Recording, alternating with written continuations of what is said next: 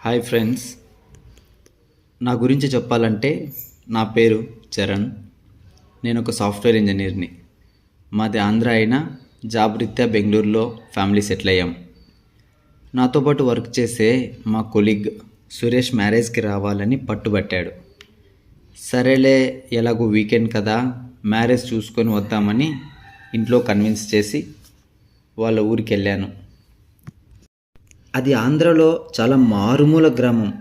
వెతికినా కూడా మ్యాప్లో కనపడదేమో, అలా ఉంది ఊరు.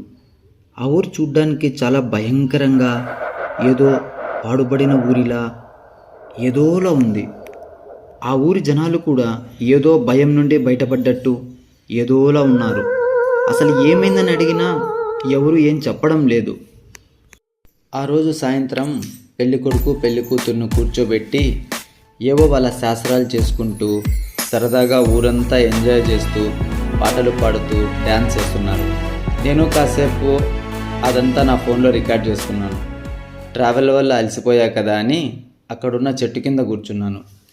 చల్లని గాలిని ఆనందిస్తూ కొత్తగా ఉన్న పల్లె వాతావరణాన్ని, పల్లె సువాసనని ఆస్వాదిస్తున్నాను.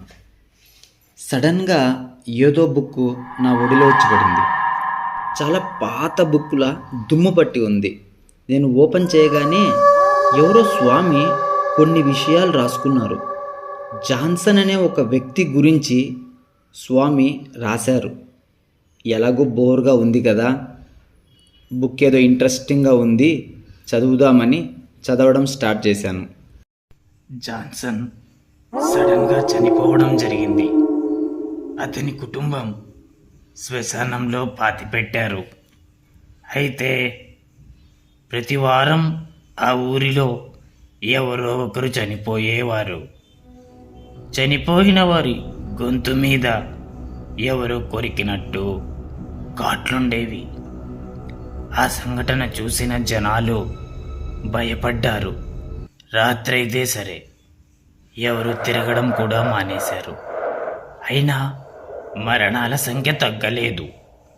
ఒకరోజు జాన్సన్ని రాత్రి టైంలో చూశామని కొంతమంది గ్రామస్తులు చెప్పారు.